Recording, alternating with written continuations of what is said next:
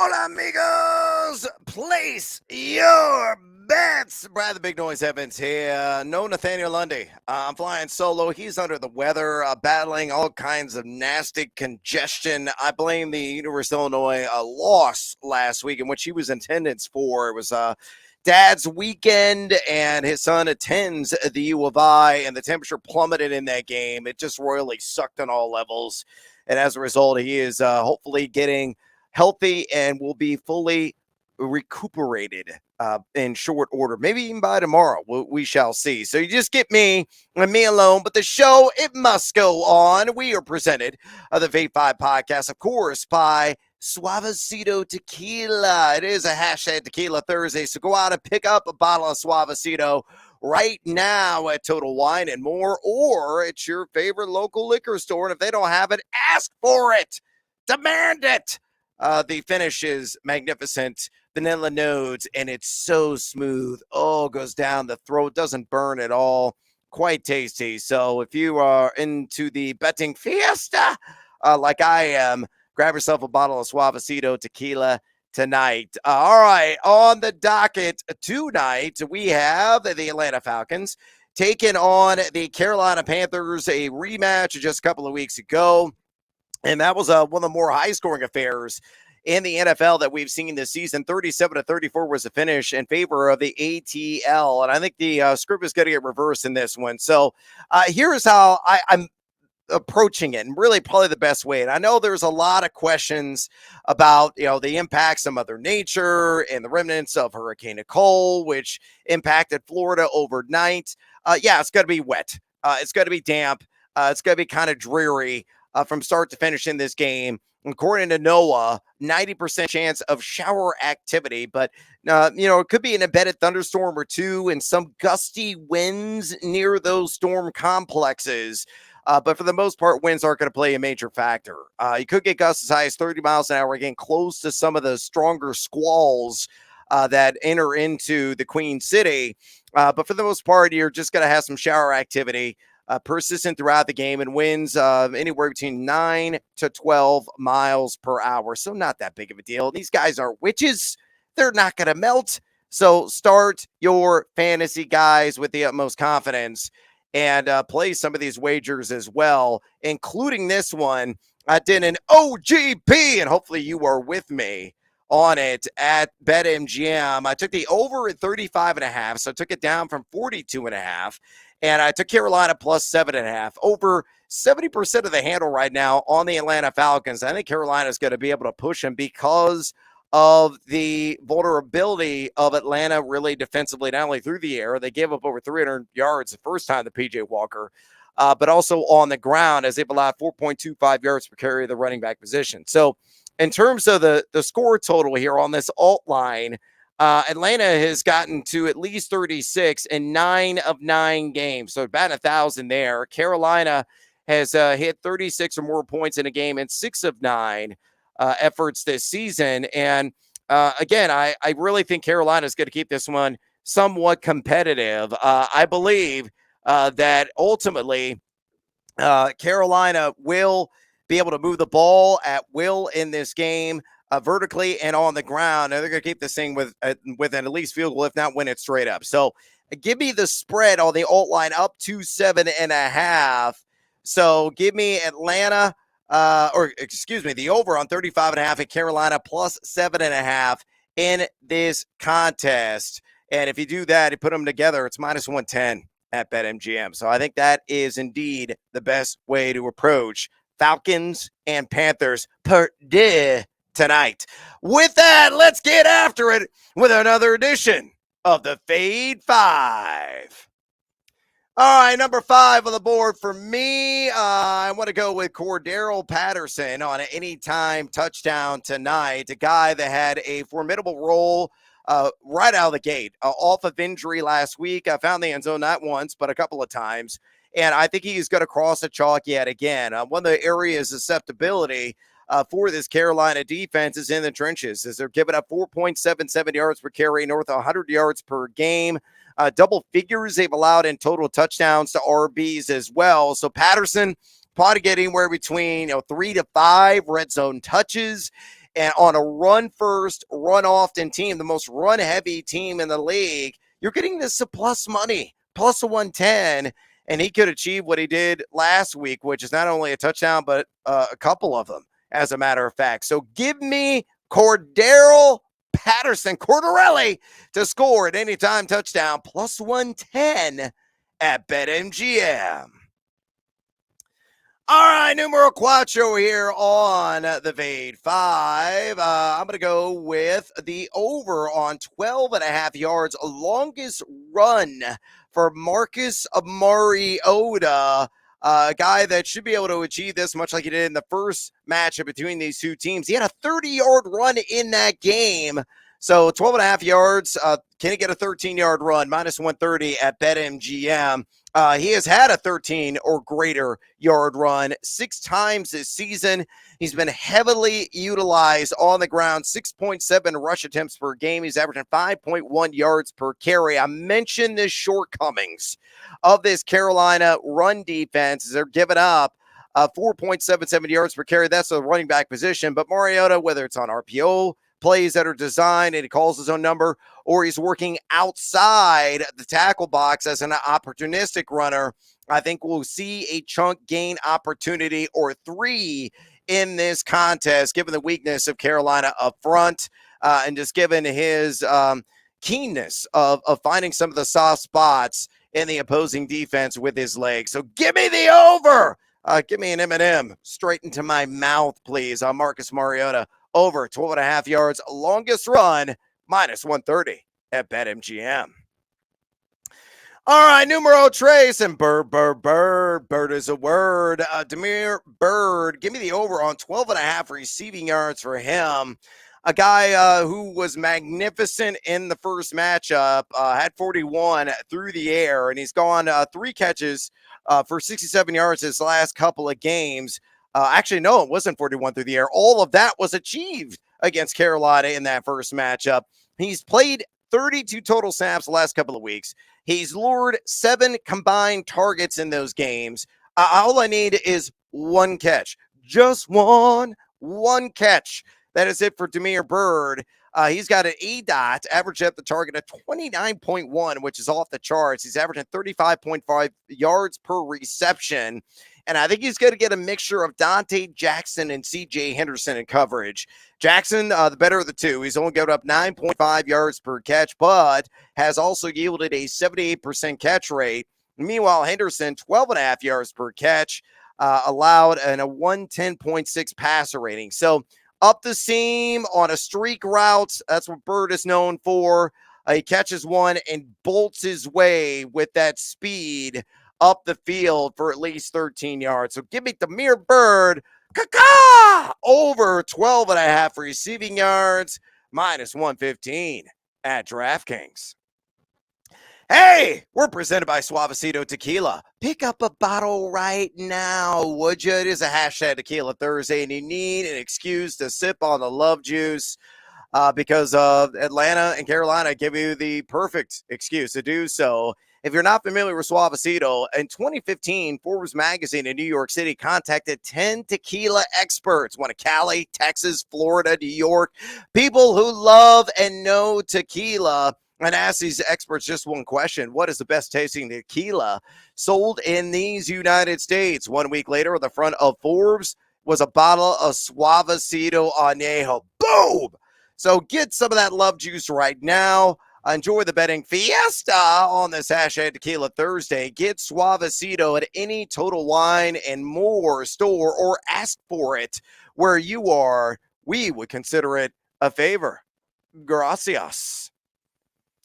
All right, next up here on the Fade 5, let's go with Terrace Marshall, and I'm going to take the over on 35.5 receiving yards. I locked this in, minus 110 at DraftKings. I'd play this number up to like 39.5, to be honest with you. Marshall's really come on strong here of late. The coaching staff said, hey, they want to feature more, and they're actually living up to that promise. You look what he's done here the last 3 games. He's ran at least 20 routes, working outside, working a little bit inside. He's hit at least 30 yards in 3 consecutive games. with 18 targets. And on the season, he's averaging 15.5 yards per catch. That's number 12 among eligible wideouts in the NFL. And most promising, he gets Darren Hall most often in coverage. And Hall over the last 3 weeks has allowed a perfect passer rating, 158.3 to his assignments. Atlanta's been a pushover vertically all season long. And I think that's going to be the name of the game yet again. So fire off a ticket on Terrace Marshall over 35.5 receiving yards, minus 110 at DraftKings. All right, numero uno here on the Fade 5. I'm going to do an OGP. Are you with me? And hopefully you are on this one. D'Onta Foreman, 40-plus rush yards, and Tyler Algier, 30-plus rush yards. Both of those accomplishments and achievements happen. You're looking at plus 135 at DraftKings. Yeah, get seduced by that juice. And most certainly am. I love this prop and this parlay. Why? You look at Atlanta, they're a little bit stiffer in the trenches than the Carolina Panthers, but they're still giving up 4.25 yards per carry and 89.2 total yards per game to the running back position. They surrendered on 26 attempts, 118 combined yards. A lot of those came on the ground to Foreman in the first matchup. He also scored not once, not twice, but 3 times in week 8 against the ATL. Guy gets a ton of red zone work. He plays, right around 50% of the snaps. He's logged 54.1% of the snap share the last 3 games. So Foreman, again, given the conditions, could be sloppy.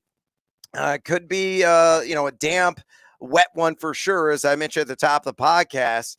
And as a result, he could get anywhere between 13 to 15 carries. And if he gets that kind of volume and that kind of workload, should easily get to 40 rush yards. And then you look at Tyler Algier, and you might say, "Hey, Brad, Cordarrelle Patterson is back." This is the most run-heavy team in the league. They're calling the run over 60% of the time. And yeah, Algier is going to play second fiddle to Patterson, but he did so last week. He still logged right around 41% of the snaps and still got 10-plus rush attempts, which he has accomplished in his last 6 consecutive games. And he's been over this in 7 of his last 8 as well. And you look at Carolina, 12 guys have gone over this number, and they're giving up 4.77 yards per carry and 115.1 rush yards per game to the running back position. So Algier, if he gets his customary 10 carries, which I believe he will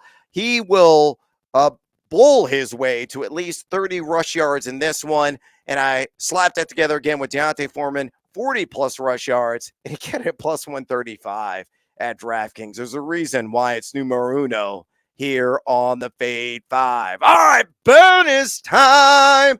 Before we get out of here, let's get another play in this game tonight. And it's Foreman, the aforementioned D'Onta Foreman. Give me him for an anytime touchdown at plus 120 at BetMGM. Mentioned the 3 touchdowns scored against Atlanta in the first matchup. He's seen 13 red zone touches in total. And this could be a game where he gets maybe 3 or 4 attempts inside the 20 to punch one in for 6, which I think he will do, and spike it home at plus 120 on an anytime touchdown. Elsewhere in the world of sports, because we got some hoops action tonight in the NBA. Give me Joel Embiid over 10.5 rebounds against the Atlanta Hawks, who he should ground. Now, Embiid has not been over this number since about 2 weeks ago, really, beginning of the season. He was over in the first 3 regular season games, but he's been under in the last 4. But Atlanta, one of the front runners right now in pace, number 7 in the NBA, and they're very generous in terms of what they have surrendered on the glass. Number 27 in opponent rebounds per game, and they're middle of the pack in field goal percentage. So you got a fast game, a team that shoots just ho-hum, and they're not, fantastic shooting squad, and they really don't seal off the glass. It's a formula for success for Joel Embiid and a formula for this prop to cash. So give me the over on 10.5 rebounds there. And then on the standard line, I like the Trailblazers tonight, plus 7 on the road in New Orleans. Very close in net efficiency rating are both of these teams. Now, Portland may be without Jeremy Grant and Nurkic. And those are major blows, but they have been covering machines this season. 9-2 ATS overall and 4-1 against the spread on the road. I think 7 points, just too many in my estimation for a team that really strokes it well from outside, shooting north, I believe, of 38%, the number 5 in the NBA in 3-point percentage offense. So give me the Blazers plus the 7. Let's go to college basketball. Give me Colgate, the Raiders, minus a 5.5. I locked this in minus 110 at BetMGM. I played this up to like 6.5 against Brown on the road. They got 4 senior starters on this Colgate team, a very good defensive team that really gets after it on the glass. They lost to Buffalo by un punto, 88-87 in their opener, but Richardson and Smith combined for 43 and shot 61% from 2. Brown, meanwhile, lost by 15 to Vermont on the road, 80-65 in their first matchup. And in that game, they gave up 43.5% from 3 and 1.11 points per possession overall. So I think Colgate probably going to win this one by 8 or 9. So give me, again, the Raiders minus a 5.5 against the Ivy League foes on the road. Elsewhere in college hoops, I love Indiana tonight. I will lay the 31.5. It's what I got it at BetMGM against who? Bethune-Cookman. The Wildcats are rather clawless, and they showed that against Iowa in their opener. 0.78 points per possession scored on offense, and on defense, they gave up 67.6% inside the arc. Indiana, with Sharice Jackson-Davis, all they do is score inside. And then they could kick it out, wide open threes. And a lot of their backups, bench warmers, got significant action in the first game against Moorhead, in which they won 88-53. They shot 66.7% inside the arc and forced 21 turnovers. So Bates, Renault, Geronimo, they went for 34 points off the bench. So even late in this game, while it's in hand, they should be able to score frequently because of the depth that IU possesses. So I'm going to lay the 31.5 there. And then one more. Let's go to the world of college football. I like Georgia Southern on the money line against UL Lafayette. Why? Kyle Van Treese has 20 passing touchdowns this season. The Eagles were the best passing offenses in college football, averaging 331.3 yards per game. Now, Lafayette has been decent defensively against the pass, giving up just a 52.3% completion rate. And Georgia Southern has its issues on defense. They're giving up nearly 230 rush yards per game, but Lafayette has not been able to run the ball effectively for much of the year at 3.7 yards per carry. So, the strengths feeding the weaknesses are really both teams here, but I'm going to side with the more explosive offense and the road representative in Georgia Southern. So I got them winning straight up against UL Lafayette at plus 135. All right. I am out of time on the podcast today. Please drop us a rating or review if you enjoy this broadcast. Fade or follow all of our picks. You can do so on Twitter at Noisy Huevos. This is where my spreadsheet is always free and always transparent. Same with Lundy at Nate Lundy. And two, go get your bottle of Suavecito tonight and enjoy. You're going to need it. You might drink half of it watching Panthers and Falcons, a rematch in the game. Believe it or not, it has playoff implications because the NFC South royally sucks. And as always, until next time, feed or follow. That is up to you.